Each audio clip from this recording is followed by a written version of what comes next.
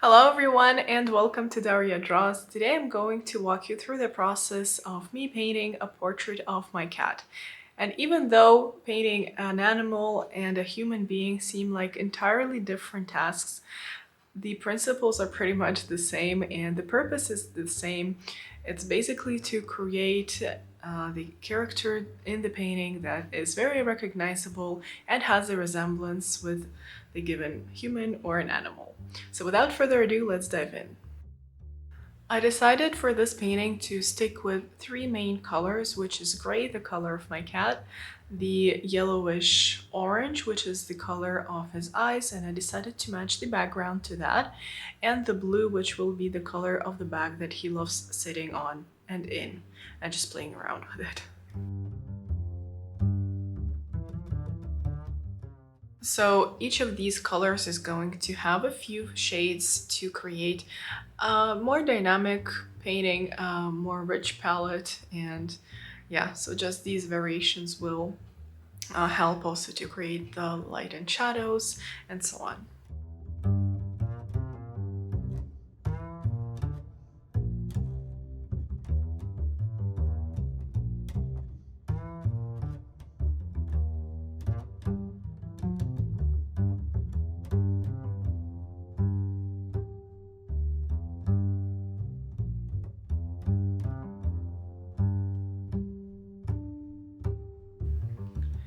Here I am repainting an old canvas, so there is some texture that I decided to keep, and I just painted it burgundy previously, so I'm starting by sketching the overall composition. Of course, my cat is going to be in the middle, a large portrait, full size, and yeah, around I will just have the bag that he's sitting on and the ball that he likes to play with.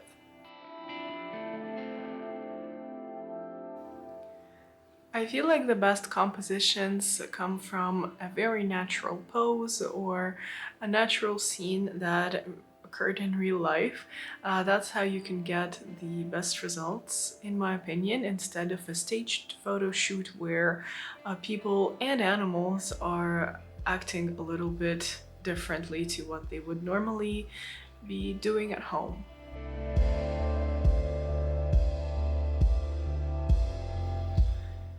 Even though I don't know much about the cat anatomy, I can still kind of eyeball and estimate and measure, which are basically great tools for any artist, even the ones starting out with human figure. And of course, I'm first marking the overall size of the cat that I want to have on my canvas, and then roughly constructing the silhouette.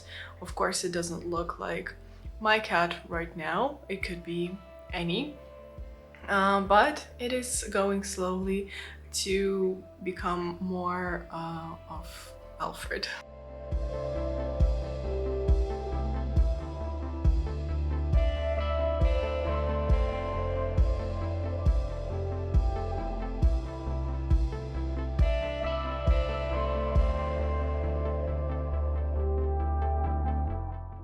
After I'm done with the charcoal sketch, I'm slowly laying a certain mid-tone to the entire figure of my cat, and then I'm adding a little bit of the drawing inside of the face, just a few general lights and a couple of shadows just to kind of have the overall outline and the framework of the figure.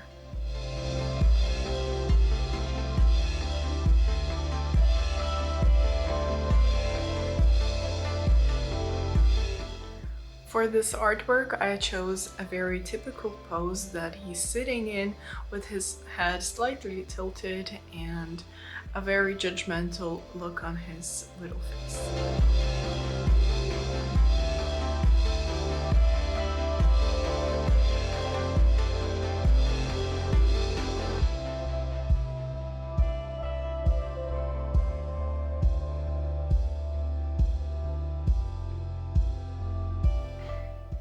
Working on a silhouette in any portrait is very important because that's how we recognize anyone or anything.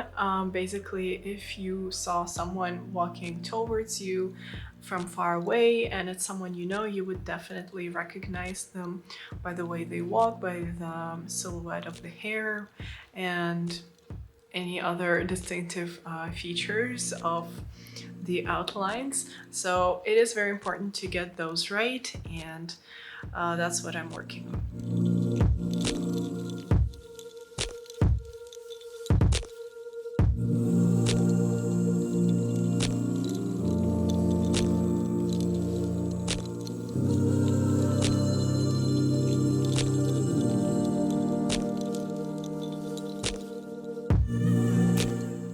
So I'm just generally applying all of the colors of the background and the bag, just kind of color blocking everything and making sure I have a good base for later on applying the shadows and lights.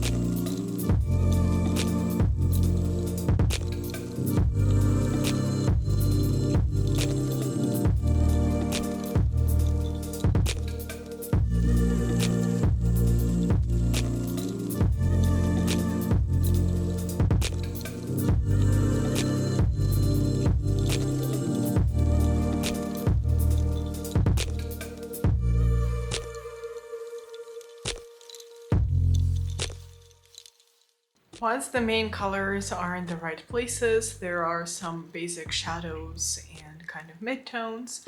I'm moving back again to the figure of the cat, and it's just like a certain cycle between the cat, the background, and the bag.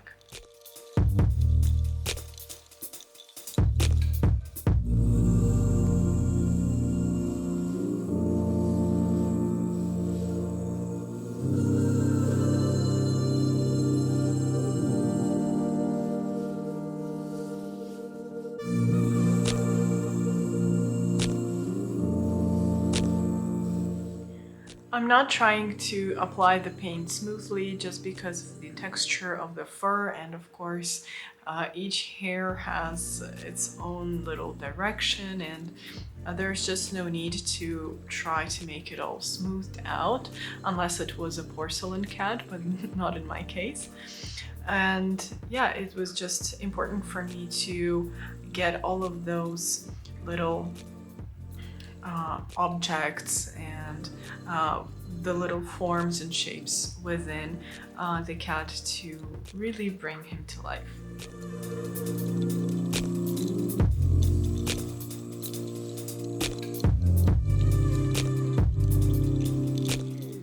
It was also important to deliver the texture of the bag. I wanted it to be kind of shiny, but a little rough at the same time. And yeah, basically I just wanted to have this contrast between the different blues and make all of the folds look very crisp.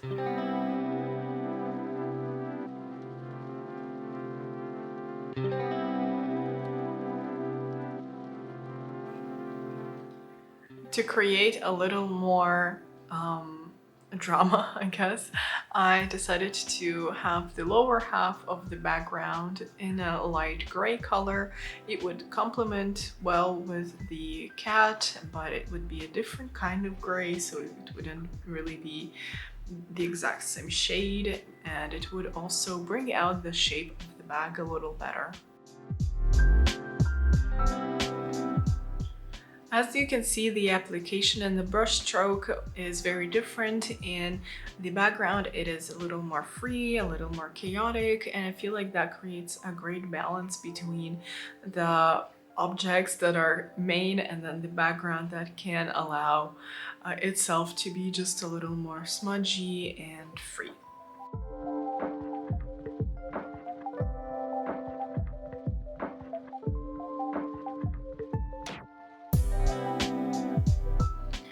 Even though the entire cat is covered in fur, I don't want to have the exact same texture absolutely everywhere, because then there is no focal point. And of course the focal point is the face. Usually that's the case in any portrait, and the rest is just certain atmosphere that surrounds that very face. But since I'm doing a full body portrait, I wanted to have a little bit of detail on the front paws and then almost nothing on the back and the back leg.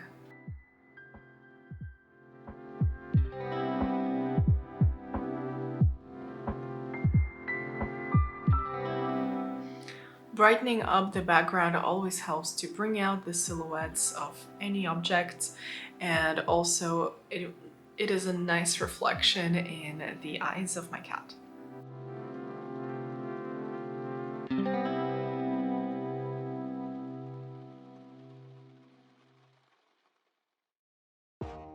Of course, apart from getting all of the structures in the right places, it is important to deliver the resemblance of the person or an animal that you're painting, because that's kind of the whole point. And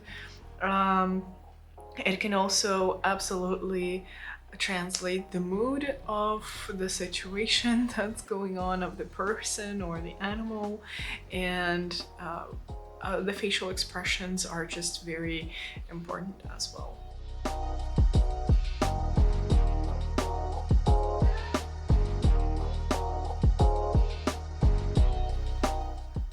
Also, as I would paint a human being, I'm also painting my cat in terms of the logic that I'm using. So there would be definitely more warm tones, but I'm not excluding the cooler ones as well in the places that need to be a little more rounded up or pushed back, and then the warmer tones appear in most of the cat. Just making him look a little more soft and more alive, I guess.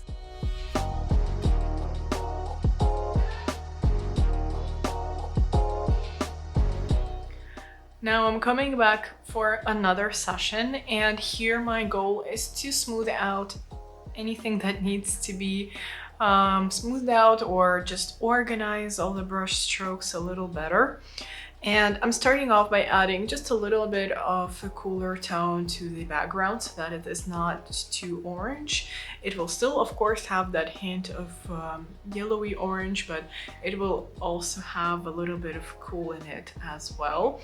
And that will bring out the silhouette even more and hopefully just make everything look a little more cohesive. Now it all comes down to the details. It's important to capture that highlight in the eye or a whisker that goes the wrong way. All those little things is what going to make the portrait look alive and true.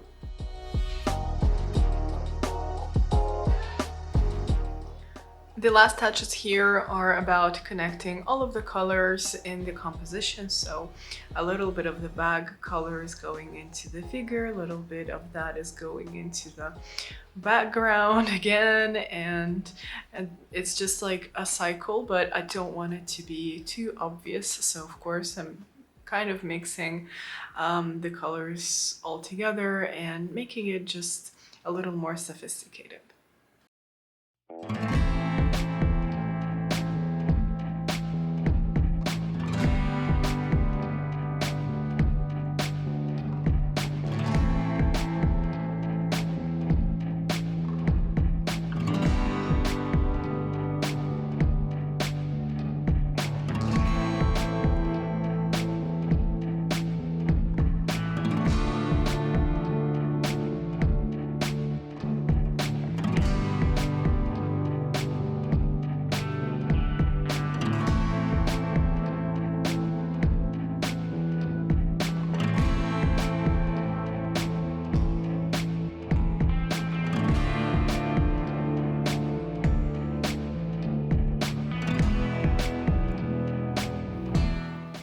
Thank you so much for watching this video. If you enjoyed it, give it a thumbs up and subscribe to my channel to stay tuned for more videos.